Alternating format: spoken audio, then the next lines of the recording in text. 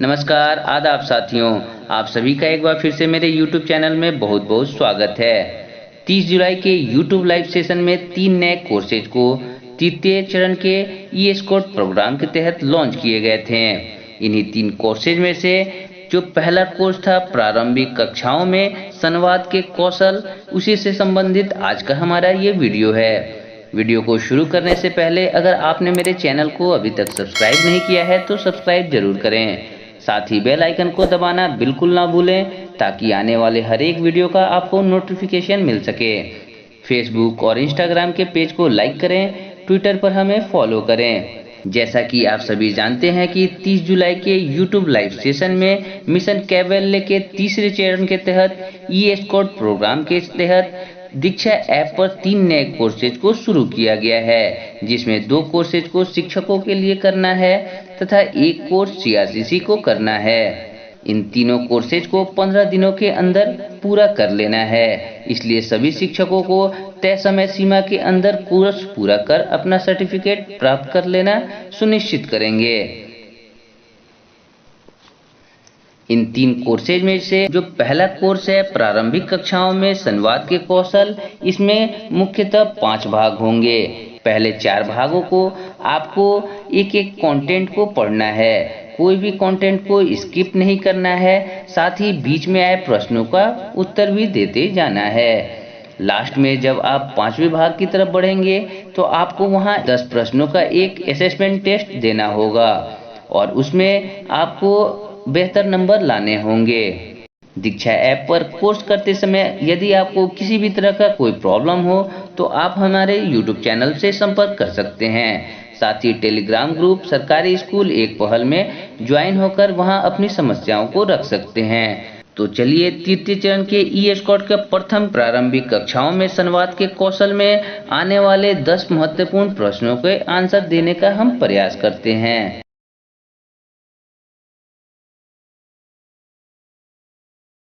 पहला प्रश्न है, सौरव जी की कक्षा में ज्यादातर वह ही समझाने और बताने की भूमिका निभाते हैं। उनके अनुसार शिक्षक की मुख्य जिम्मेदारी बोलना और बच्चों की मुख्य जिम्मेदारी सुनना है। आपके अनुसार उनकी पढ़ाने और सीखने के बारे में क्या मान्यताएं हो सकती हैं? उचित विकल्पों को चुनिए।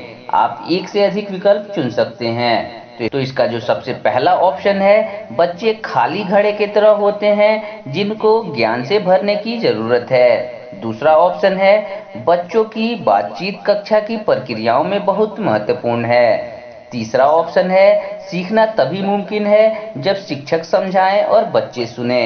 चौथा ऑप्शन है, बच्चे अपने अनोखे अनुभव व ज्ञान के साथ साथ कक्षा में आते हैं। तो इसका जो सही और सटीक आंसर होगा ऑप्शन 1, बच्चे खाली घड़े की तरह होते हैं जिनको ज्ञान से भरने की जरूरत है। ऑप्शन 3, सीखना तभी मुमकिन है जब शिक्षक समझाएं और बच्चे सुने।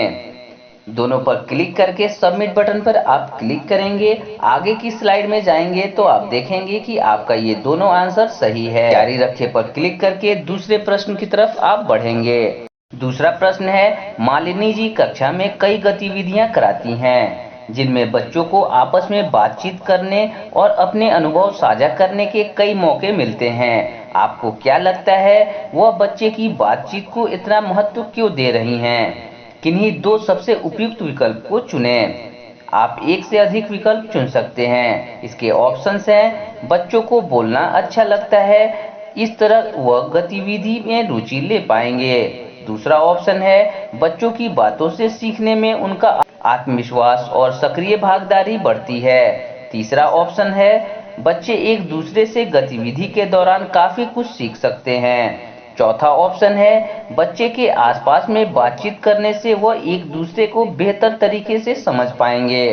तो इसका जो सही और सटीक आंसर होगा ऑप्शन 2, बच्चों की बातों से सीखने में उनका आत्मविश्वास और सक्रिय भागीदारी बढ़ती है। ऑप्शन 3, बच्चे एक दूसरे से गतिविधि के दौरान काफी कुछ सीख सकते हैं। इन दोनों पर क्लिक करके सबमिट बटन पर क्लिक करेंगे तो आप देखेंगे कि आपका ये दोनों विकल्प सही है। जारी रखिए पर क्लिक करके तीसरे प्रश्न की तरफ बढ़ेंगे। तीसरा प्रश्न है, सुकन्या जी कक्षा में बच्चों की बातचीत को शामिल करना चाहती हैं। दिए गए तरीकों में से आपके अनुसार सबसे दो बेहतरीन तरीके कौन से रहेंगे? सही विकल्प को चुनिए। आप एक से अधिक विकल्प चुन सकते हैं। पहला ऑप्शन है अधिक से अधिक सवाल पूछकर जिनका बच्चे जवाब दें। दूसरा ऑप्शन है बच्चों को जोड़ी में और समूहों में अधिक काम करने के मौका देकर। तीसरा ऑप्शन है विषय की शुरुआत में बच्चों को अपने अनुभव साझा करने को देकर। चौथा ऑप्शन है कही गई बात को अपने पीछे बच्चों को दोहराने के लिए कहकर। तो इसका जो सही और सटीक आंसर होगा ऑप्शन 2, बच्चों को जोड़ों में और समूहों में अधिक काम करने का मौका देकर। ऑप्शन 3, विषय की शुरुआत में बच्चों को अपने अनुभव साझा करने देकर। इन दोनों पर क्लिक करके सबमिट बटन पर क्लिक करेंगे तो आप देखेंगे कि आपका ये जो आंसर है वो बिल्कुल सही है। जारी रखे पर क्लिक करके अगले प्रश्न की तरफ बढ़ेंगे। चौथा प्रश्न है, श्यामलाल जी अपने कक्षा में बच्चों को अक्षर सिखाना चाहते हैं। आपके अनुसार अक्षर सिखाने की शुरुआत करने का कौन सा तरीका सबसे ज्यादा सही रहेगा? आप एक ही विकल्प चुन सकते हैं। पहला ऑप्शन है बच्चों को एक एक करके अक्षरों को अच्छे से रटाना। दूसरा ऑप्शन है अक्षर से शुरू होने वाले शब्दों के उदाहरण बच्चों से पूछना। तीसरा ऑप्शन है बोर्ड पर लिखकर बच्चों को अक्षर कॉपी में लिखने को कहना। चौथा ऑप्शन है कविता पाठ में बार बार आए एक ही अक्षर को गोल लगवाना।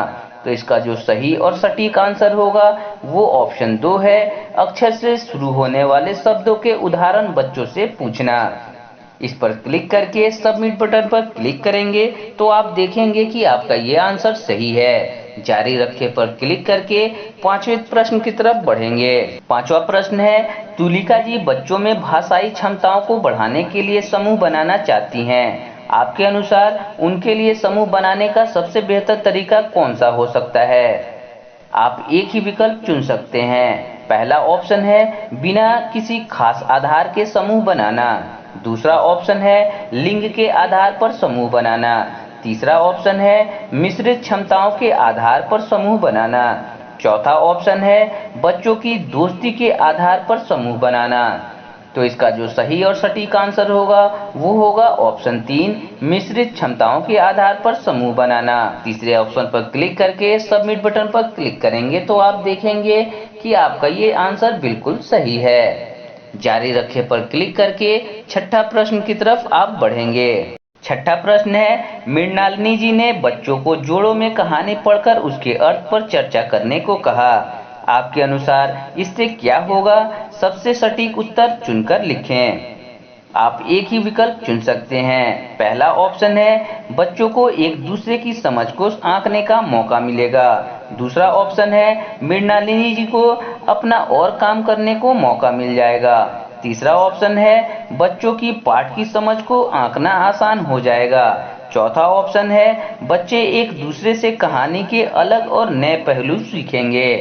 तो इसका जो सही और सटीक आंसर होगा ऑप्शन 4, बच्चे एक दूसरे से कहानी के अलग और नए पहलू सीखेंगे। सबमिट बटन पर क्लिक करके आप जैसे ही अगले स्लाइड में जाएंगे तो आप देखेंगे कि आपका आंसर बिल्कुल सही है। जारी रखे पर क्लिक करके सातवें प्रश्न की तरफ बढ़ेंगे। सातवां प्रश्न है, शैलेश जी कक्षा में पढ़ाए गए विषय पर बच्चों द्वारा अपने शब्दों में किए गए प्रदर्शन या प्रस्तुतिकरण का इस्तेमाल काफी पसंद करते हैं। इस तरह के तरीके से क्या फायदे हो सकते हैं? सबसे उचित 2 विकल्प चुनें। आप एक से अधिक विकल्प चुन सकते हैं। पहला ऑप्शन है बच्चे अधिकतर काम खुद करने की जिम्मेदारी लेना सीखेंगे। दूसरा ऑप्शन है बच्चों को विषय या अवधारणा की अपने शब्दों में समझने का मौका मिलेगा। तीसरा ऑप्शन है प्रस्तुति के लिए बच्चे अपनी कल्पना और रचनात्मकता का इस्तेमाल कर पाएंगे। चौथा ऑप्शन है सबसे बेहतर समझ रखने वाले बच्चे को पहचानने में मदद मिलेगी। तो इसका सही और सटीक आंसर होगा ऑप्शन 2, बच्चों को विषय या अवधारणा को अपने शब्दों में समझाने का मौका मिलेगा। ऑप्शन 3, प्रस्तुति के लिए बच्चों को अपनी कल्पना और रचनात्मकता का इस्तेमाल कर पाएंगे। इन दोनों आंसर पर क्लिक करके आप जैसे ही सबमिट बटन पर क्लिक करेंगे तो आप देखेंगे कि आपका ये जो आंसर है वो बिल्कुल सही है। जारी रखे पर क्लिक करके 8वां प्रश्न की तरफ बढ़ेंगे। 8वां प्रश्न है, बच्चों में खोजपूर्ण बातचीत को बढ़ावा देने के लिए कक्षा में किस तरह के सवाल पूछे जा सकते हैं? उचित विकल्प चुनें। आप एक से अधिक विकल्प चुन सकते हैं।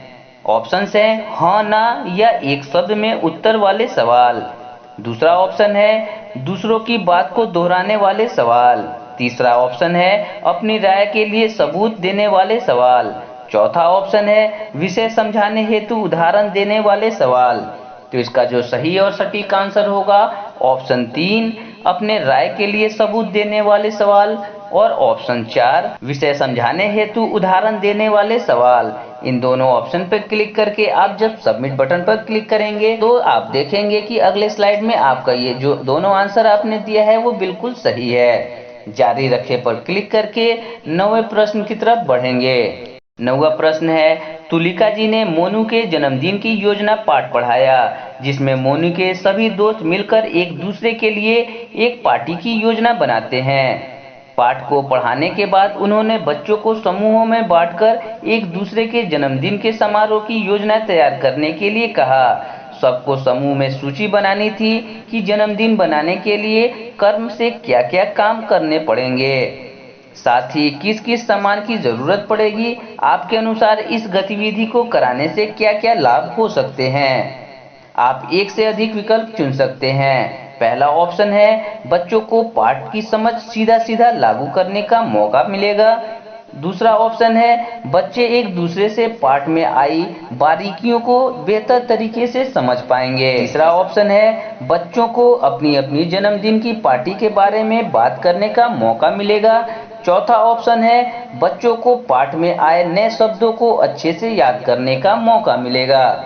तो इसका जो सही उत्तर होगा ऑप्शन 1, बच्चों को पाठ की समझ को सीधा-सीधा लागू करने का मौका मिलेगा, और ऑप्शन 2, बच्चे एक दूसरे से पाठ में आई बारीकियों को बेहतर तरीके से समझ पाएंगे। पहला और दूसरा विकल्प पर क्लिक करके आप जैसे ही सबमिट बटन पर क्लिक करेंगे तो आप देखेंगे कि नेक्स्ट स्लाइड में आपका जो दोनों आंसर है वो बिल्कुल सही है। जारी रखे वाले पर क्लिक करके आप 10वां और आखिरी प्रश्न की तरफ बढ़ेंगे। 10वां और आखिरी प्रश्न है, कुणाल जी 7वीं कक्षा को हिंदी पढ़ाते हैं। आजादी पर पाठ पढ़ाने के बाद वह बच्चों को पाठ को अपने अपने तरीके से प्रस्तुत करने को कहते हैं। बच्चों के एक समूह ने जब नाटक के रूप में पाठ को प्रस्तुत करने का फैसला किया तो कुणाल जी को नाटक के प्रस्तुतिकरण का कुछ खास फायदा समझ में नहीं आया। अगर आपको कुणाल जी को नाटक के रूप में पाठ की प्रस्तुति का फायदा समझाना हो तो आप दिए गए तरीके में से कौन सा तर्क इस्तेमाल करेंगे?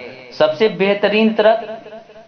बेहतरीन तर्क चुनिए। आप एक ही विकल्प चुन सकते हैं। ऑप्शन 1 है नाटक को तैयार वो व्यवस्थित करना मुश्किल होता है, बच्चे मुश्किल से जूझना सीखेंगे।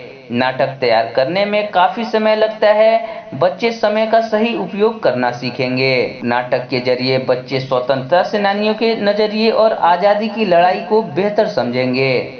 चौथा ऑप्शन है नाटक की तैयारी के दौरान बच्चे एक दूसरे के साथ मिलकर काम करना सीखेंगे। इसका सही और सटीक आंसर होगा ऑप्शन 3, नाटक के जरिए बच्चे स्वतंत्रता सेनानियों के नजरिए और आजादी की लड़ाई को बेहतर समझेंगे। तीसरे ऑप्शन पर क्लिक करके आप जैसे ही सबमिट बटन पर क्लिक करेंगे तो आप देखेंगे कि आपका ये आंसर बिल्कुल सही है। इसके बाद आपका ये कोर्स कंप्लीट हो जाएगा। सर्टिफिकेट के लिए आप वेट करेंगे। आपका कोर्स कंप्लीट होते ही आपको कुछ देर बाद सर्टिफिकेट मिल जाएगा।